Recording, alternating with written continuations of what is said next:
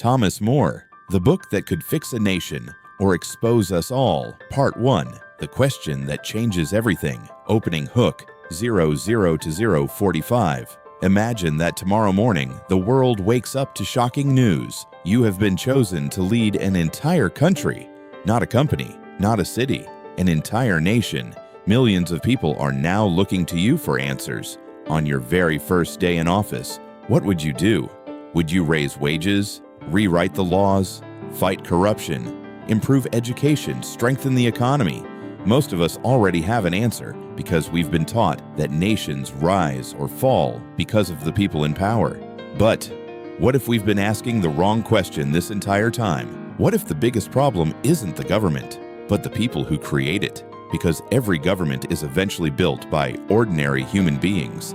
Every president, every judge, every politician, every revolutionary, every dictator was once simply another person walking through life like everyone else. So maybe the future of a country isn't decided in parliament. Maybe it's decided much earlier, inside the character of its people. 500 years ago, one man understood this better than almost anyone else. His ideas were so bold, so uncomfortable, that they continue to challenge readers even today. His name was Thomas More, and he wrote a book that wasn't really about an imaginary country. It was about us.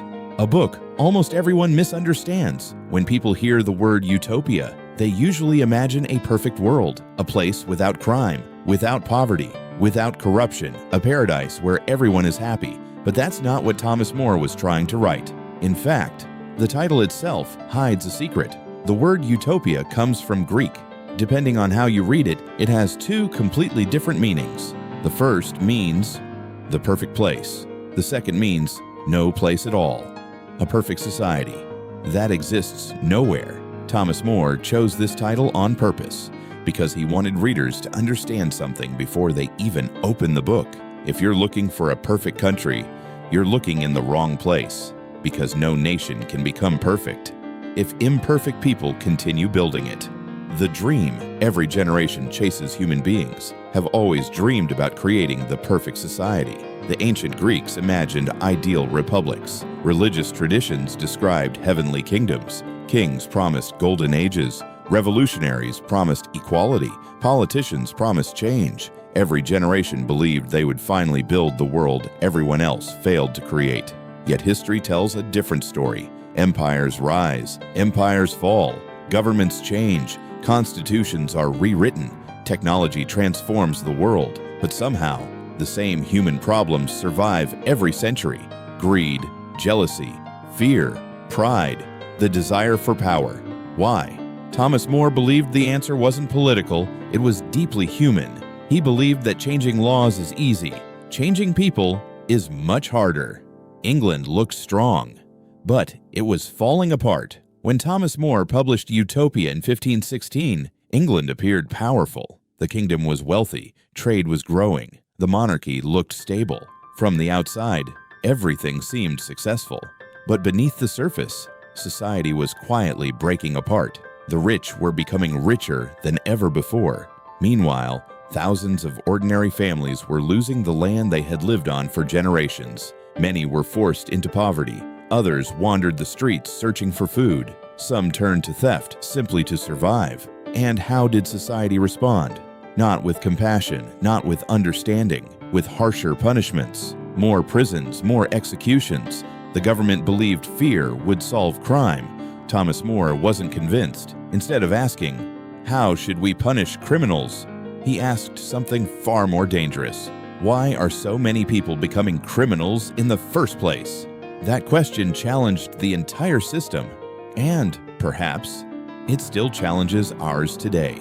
A traveler from another world, rather than preaching to his readers, Thomas More tells his story through a fictional traveler. His name is Raphael Hythloday, a man who claims to have explored distant lands beyond Europe's imagination.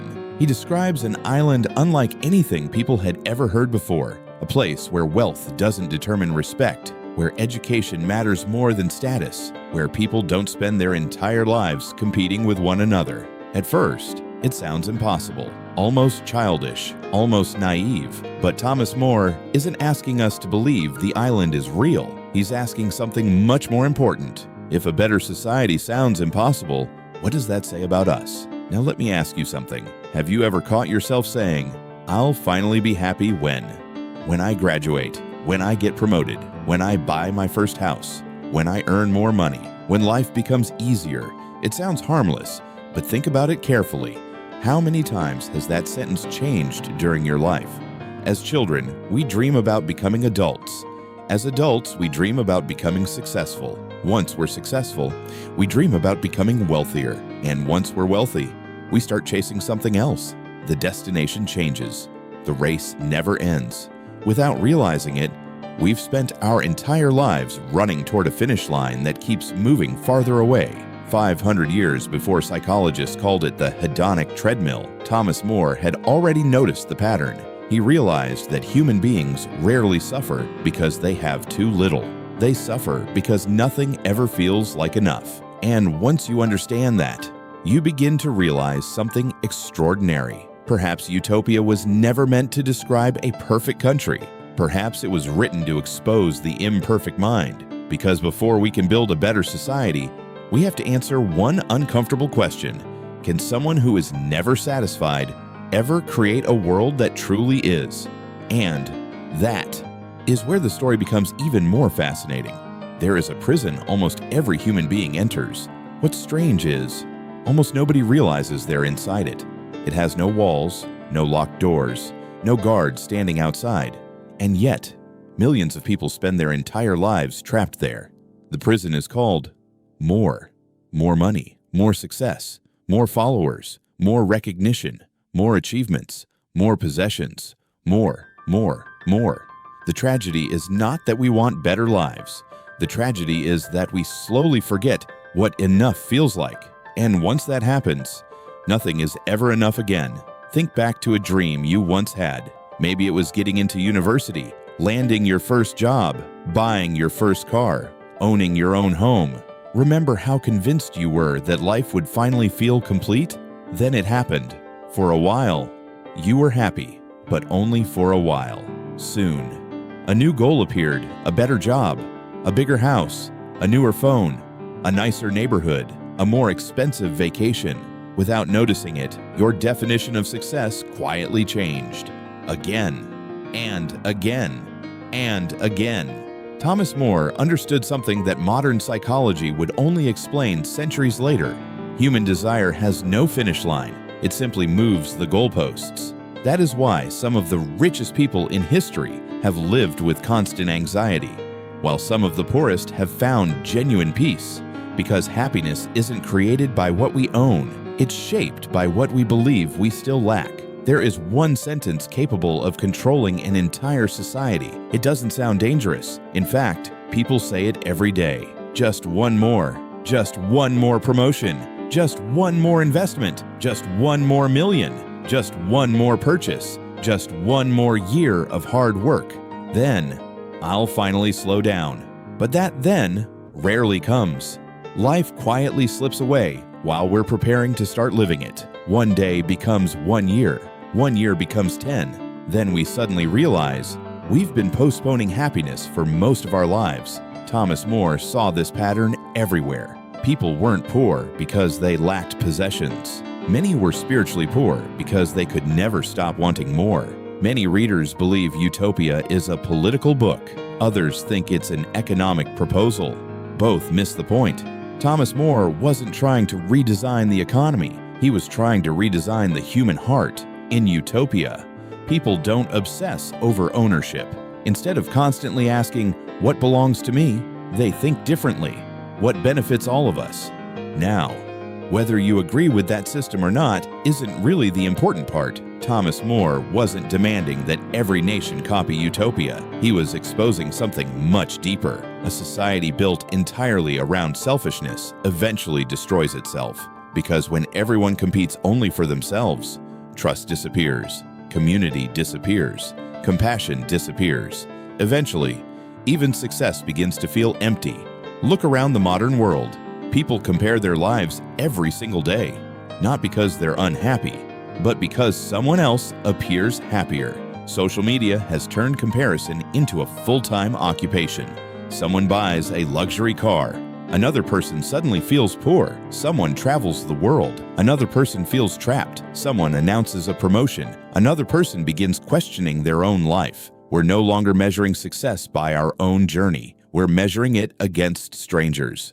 And that's a race nobody can ever win. Thomas More never saw smartphones. He never saw Instagram. He never saw TikTok. Yet somehow, he understood the human mind better than many people do today. Because comparison existed long before technology, technology only made it impossible to escape. Imagine two people. The first owns $10 million, but spends every night worrying about losing it. The second owns very little, but sleeps peacefully every evening. Who is actually richer? Money can buy comfort. It can buy freedom. It can solve many practical problems. Thomas More never denied that, but he believed something else. The person controlled by money is poorer than the person who controls it. That's why an old saying has survived for generations. Money is an excellent servant, but a terrible master. The moment money becomes your identity, you stop owning wealth. Wealth begins owning you.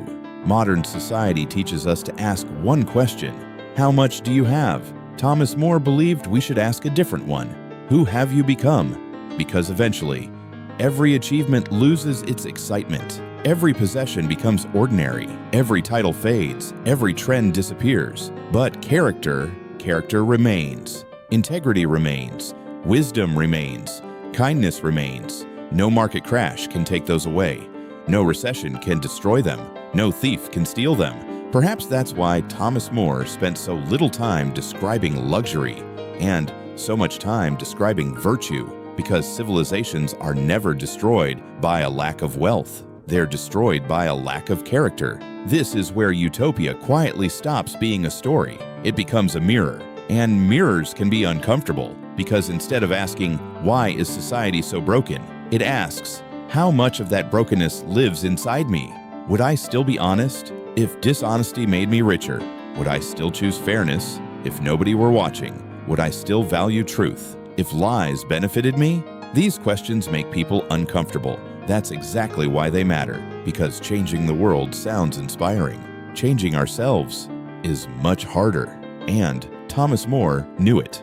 But the greatest surprise in Utopia has nothing to do with money, or politics, or even human desire. It has to do with something almost every civilization has worshipped for thousands of years: a single metal that has started wars, built empires, destroyed friendships, and convinced millions of people that it holds the secret to happiness: gold. And what Thomas More does with gold might be the most brilliant idea in the entire book.